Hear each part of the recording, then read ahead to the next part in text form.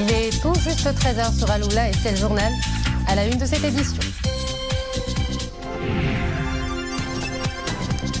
Le grand chantier du gazoduc Nigeria-Maroc, le fonds de l'OPEP pour le développement international finance une partie de la deuxième phase d'études. Un montant de 14,3 millions de dollars a été accordé à l'ONIM.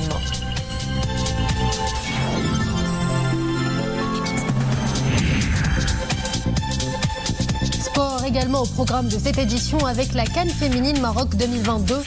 L'équipe nationale a hérité du groupe A, groupe composé notamment du Burkina Faso, du Sénégal et de l'Ouganda.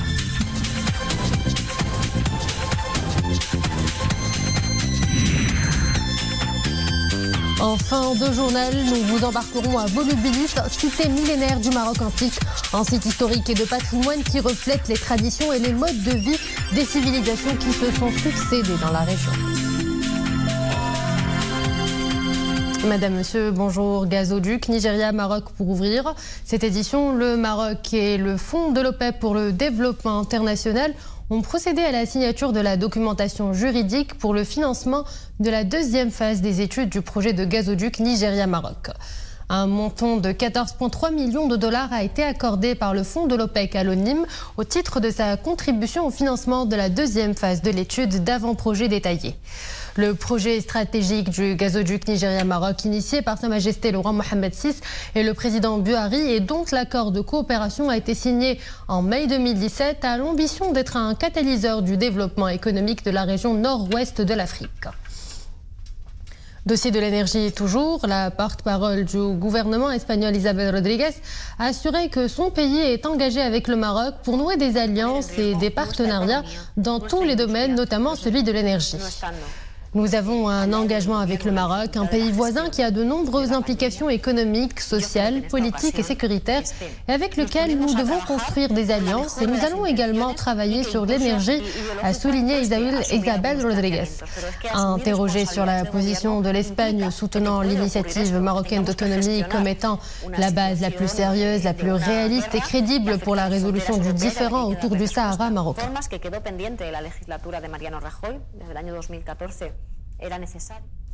En ce mois sacré, mois consacrant les valeurs de partage et d'entraide, une initiative solidaire, sociale et de portée environnementale est menée depuis plusieurs jours dans la province de Demnet.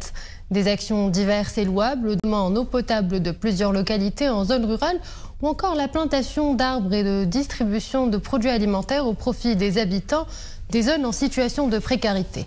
Amina Alam ou Tassim Bilal Bouazaoui avec le commentaire de Nisrin Ausdar. Ces jeunes volontaires aux gilets blancs sont des employés de la succursale marocaine d'une grande multinationale américaine. Les autres travaillent à la banque alimentaire. Cette matinée, ils font équipe avec les habitants de la commune d'Emzizouane. Première bonne action, l'installation des panneaux solaires photovoltaïques. Grâce à cela, plus de 70 familles ont désormais accès à l'eau potable. الناس مكرفسين ماشي بحال سميتو دابا لا الحمد لله ماشي بحال وهاد الناس اللي جابوا هاد التعاون ديال المهم والطاقه وداك الشيء. Avant, s'approvisionner en eau potable était un calvaire. Cela est derrière nous. Nous sommes rassurés et heureux. الحمد لله الماء دابا قريب كاين في الروبيني كاين في الكوزينه كاين كلشي مهم الحمد لله والشكر لله ماشي بحال داكشي اللي فايت. كانش عندهم الامكانيات باش يخلصوا الفاتوره ديال الكهرباء لان لا موطوبومب كتخدم بالكهرباء وكان داكشي فوق الاستطاعه ديال. Les habitants de cette commune manquent de ressources financières. Les coûts des motopompes étaient très chers pour eux. Grâce à l'énergie solaire, le problème est maintenant résolu. يتوفروا على المياه بطريقه عاديه في الديور ديالهم ويستعملوا الماء للحاجيات ديالهم. Deuxième bonne action, planter des arbres. L'opération est baptisée Forest for Good. Comprenez, l'arbre du bien, tout un symbole. Dans le cadre de sa stratégie citoyenne, notre compagnie accorde beaucoup d'importance à ce genre d'initiative, mais aussi au reboisement, aux énergies renouvelables, à la préservation de l'environnement et à toute action écolo de manière plus globale. 900 arbres ont été jusqu'ici plantés. Et ce n'est pas tout.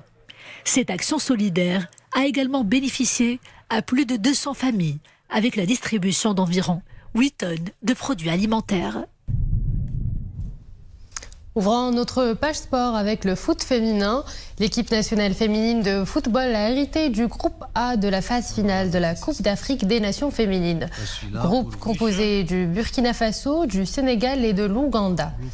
Cette 14e édition de la CAN féminine est prévue au Maroc du 2 au 23 juillet prochain. Elle se déroulera dans 3 complexes sportifs. Au Prince Moulay Abdallah, au complexe sportif Prince Héritier Moulay Hassan de Rabat et au complexe sportif Mohamed V de Casablanca.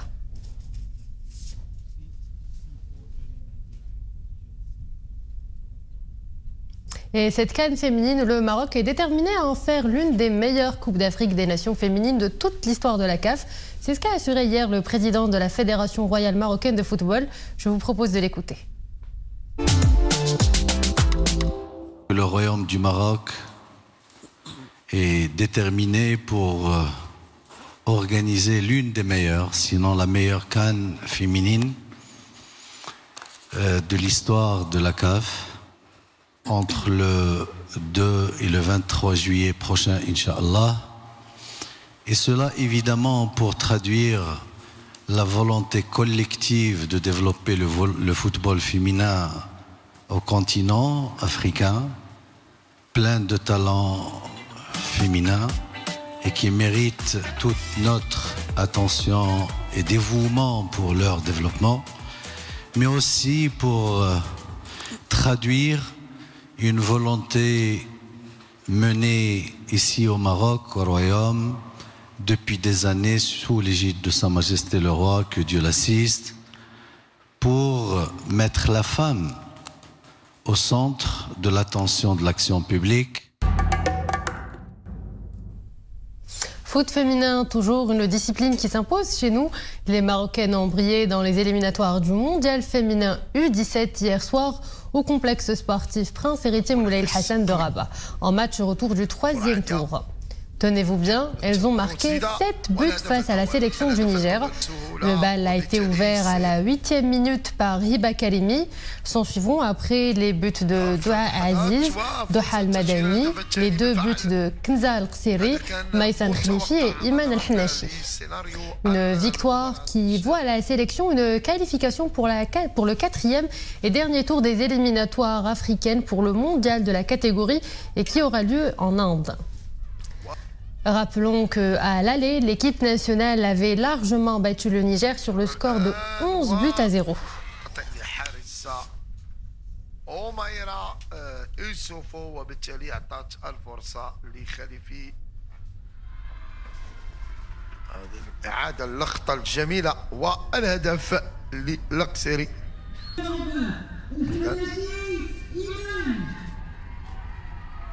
إذن الحناشي إيمان تسجل الهدف لاعبة توتنهام هوتسبيرغ الإنجليزي مقابل لا شيء، يعني الحصيلة 7. Place à présent à notre série spéciale Ramadan. Aujourd'hui, on vous présente un des joyaux patrimoniaux du 3e siècle d'avant Jésus-Christ. Je vous parle de Volubilis, une cité romaine antique jalousement préservée. L'histoire de cette cité antique et grand témoin vivant du riche patrimoine nous est racontée par Abdelrahim Ben Cheikhi, Medish Tebi, Khadija Rafiqi et Nisrin Aouzdar.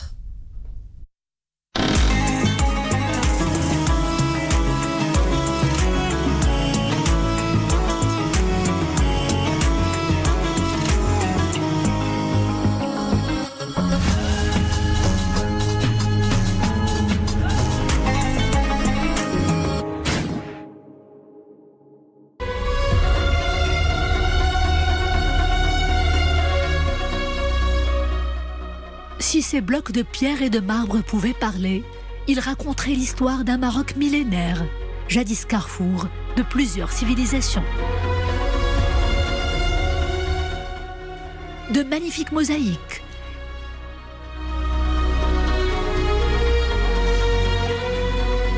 des colonnes et des passoires savamment sculptées et un majestueux Capitole. En plein milieu de ces splendeurs, on se croirait dans la Grèce antique. La ville date de plus de 2000 ans et le peu qui en reste est d'une richesse inestimable.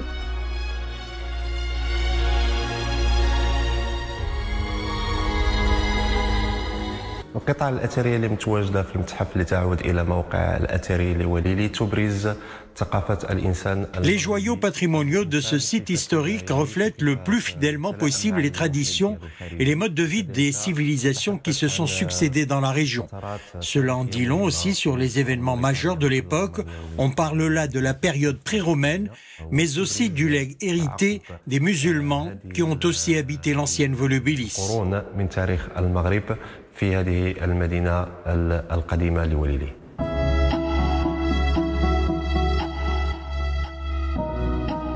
La ville a été fondée au IIIe siècle avant Jésus-Christ. Elle fut la capitale de la Maurétanie, ancien territoire des Amazirs de la région. Elle sera ensuite contrôlée par les empereurs romains. Mais plus tard, à l'arrivée de l'islam au Maroc, Volubilis devient musulmane et il le restera jusqu'au XIe siècle.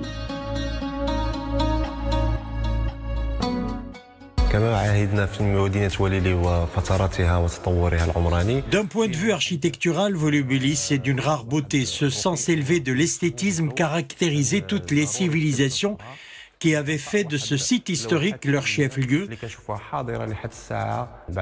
Ce patrimoine matériel et immatériel défie l'usure du temps et restera à jamais le porte-étendard d'une civilisation millénaire.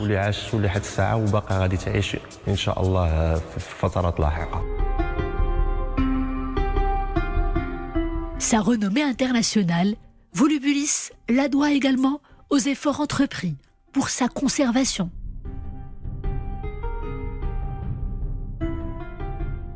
Tout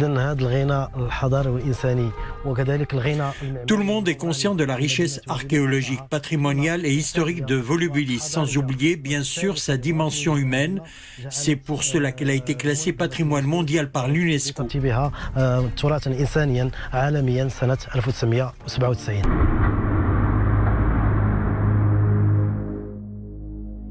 La ville possède également son Capitole, son arc de triomphe de Caracalla et des artères bordées de villas aux précieux ornements. De quoi offrir aux visiteurs un voyage dans le temps, un voyage qui vaut 1001 détours.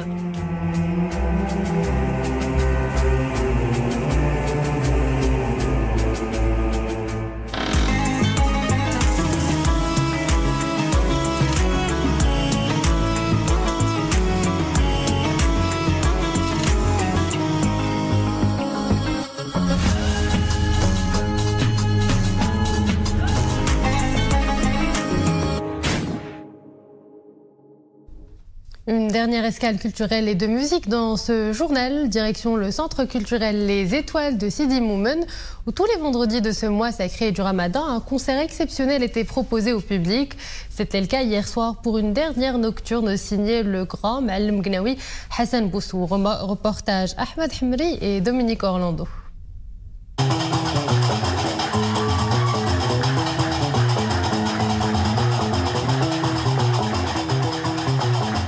On comprend dès l'instant où l'on accède à ce concert de musique gnawa pourquoi a-t-elle été incluse au patrimoine immatériel de l'humanité. En un instant, en une fraction de seconde, la magie opère et l'on ne peut que se laisser emporter par l'effervescence environnante.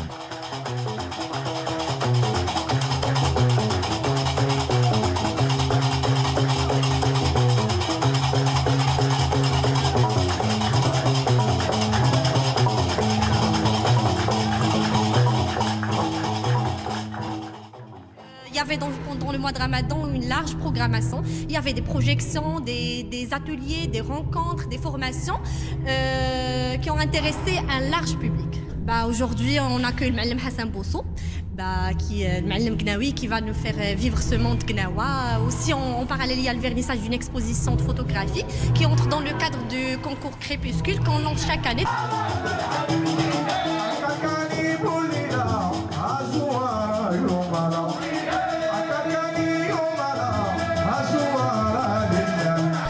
Si la pandémie Covid-19 a beaucoup affecté la culture en général, que dire des musiciens qui se sont retrouvés privés de public durant plus de 2 années? Leur grand retour sur scène a d'ores et déjà quelque chose de rare et de précieux.